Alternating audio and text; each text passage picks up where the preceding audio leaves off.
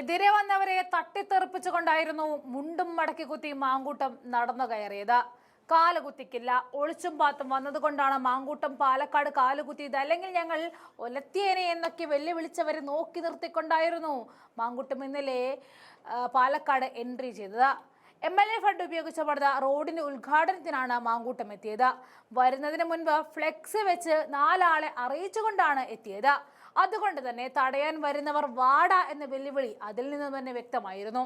UDF ഭരിക്കുന്ന പഞ്ചായത്തിൽ road ഉദ്ഘാടനത്തിനെത്തിയ രാഹുലിന്റെ വാഹനം DYFI പ്രവർത്തകർ തടയുകയും കരിങ്കൊടി കാണിക്കുകയും ചെയ്തു. അതിനെയൊക്കെ മറികടന്നായിരുന്നു മാങ്കൂട്ടത്തിന്റെ കടന്നുവരവ്. എന്റെ വഴി മുടക്കേണ്ട, വാഹനമില്ലെങ്കിലും പാലക്കാട് ഞാൻ നടന്നു കയറുമെന്നായിരുന്നു മാങ്കൂട്ടത്തിന്റെ ആക്രോശം. ആര് തടുക്കാൻ, ആര് തടയാൻ, ഇതായിരുന്നു ഇന്നലത്തെ അവസ്ഥ. കെട്ടും കെട്ടി നിന്നവരെ പറപ്പിക്കുകയായിരുന്നു മാങ്കൂട്ടം.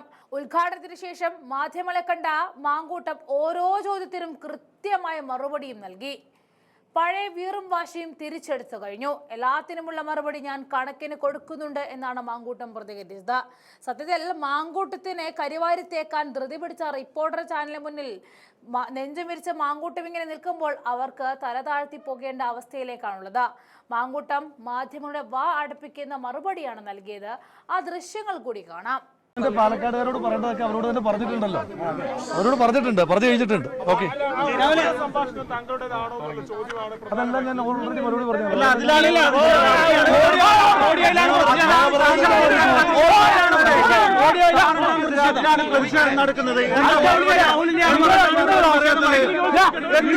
താങ്കൾ മറുപടി പറയാത്തത്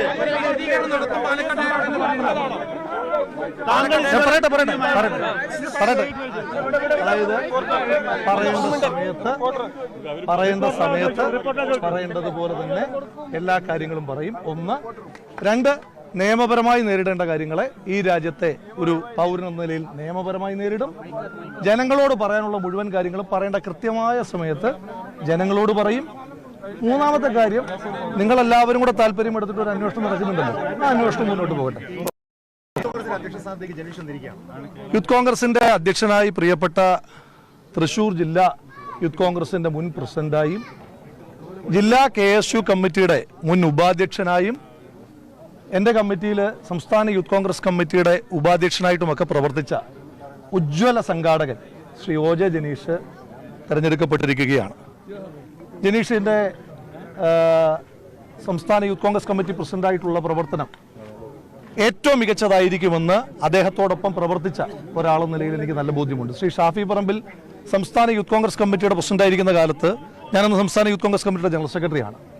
തൃശ്ശൂരിൽ സംസ്ഥാന സമ്മേളനം അത് സംഘടിപ്പിക്കുന്നത് ജനീഷിന്റെ കൂടി സംഘാടക മികവിനെ കണ്ടിട്ടാണ്. ഉജ്ജ്വലമായ ചരിത്രത്തിന്റെ ഭാഗമായി മാറിയ ആ സമ്മേളനത്തിന് നേതൃത്വം കൊടുത്ത ആളാണ് ശ്രീ ജനീഷ്. അതുപോലെ തന്നെ ലോ കോളേജിലെ വിദ്യാർത്ഥിയായിരിക്കുമ്പോൾ ക്രൂരമായ SFIയുടെ മർദ്ദനങ്ങൾക്ക് ഏറ്റുവാങ്ങേണ്ടി വന്നിട്ടുള്ള, ഒരു തവണ ലൈഫ് ത്രെറ്റ് പോലും ഉണ്ടാകുന്ന സാഹചര്യം ഉണ്ടായിട്ടുള്ള ഒരു പൊതുപ്രവർത്തകനാണ്. ഞാൻ യൂത്ത് കോൺഗ്രസ് പ്രസിഡന്റ് ആയിരിക്കുന്ന കാലയളവിൽ എന്നോടൊപ്പം സംഘടനയെ മുന്നോട്ട് കൊണ്ടുപോകുവാൻ ഏറ്റവും ഉജ്ജ്വലമായി അതിൻ്റെ എല്ലാവിധമായ സുഖത്തിലും ദുഃഖത്തിലും ഒപ്പം നിന്നിട്ടുള്ള സഹപ്രവർത്തനാണ്. അദ്ദേഹത്തിൻ്റെ പുതിയ ഭാരവാഹിത്വത്തെ സ്വാഗതം ചെയ്യുന്നു, അഭിനന്ദിക്കുന്നു. അതോടൊപ്പം തന്നെ സംസ്ഥാന യൂത്ത് കോൺഗ്രസ് കമ്മിറ്റിയുടെ വർക്കിംഗ് പ്രസിഡന്റായി തെരഞ്ഞെടുക്കപ്പെട്ട ശ്രീ ബിനു ചുള്ളിയിൽ, ദേശീയ കമ്മിറ്റിയുടെ സെക്രട്ടറിമാരായി തെരഞ്ഞെടുക്കപ്പെട്ട ശ്രീ അബിൻ വർക്കി, ശ്രീ KM അഭിജിത്ത് അടക്കമുള്ളൊരു നല്ല ടീം. പഞ്ചായത്ത് തെരഞ്ഞെടുപ്പിൽ ജനവിരുദ്ധമായ ഈ കമ്മ്യൂണിസ്റ്റ് ജനതാ പാർട്ടിയുടെ മുന്നണിയെ നിലംപരിശാക്കുവാൻ കഴിയുന്നവർ, നിയമസഭാ തെരഞ്ഞെടുപ്പിൽ ഐക്യ ജനാധിപത്യ മുന്നണി അധികാരത്തിലേക്ക് എത്തിക്കുവാൻ കഴിയുന്ന ഉജ്ജ്വലമായ ടീം വന്നു. ആ ടീം ആരോപണം വന്നതിന് ശേഷം താങ്കൾ മാധ്യമങ്ങളെ കണ്ട ഓരോ തവണയും ഉണ്ടായ ചോദ്യമാണ്, ഇതിൽ വ്യക്തത വരുത്തുന്നില്ല. ഓഡിയോ സംഭാഷണം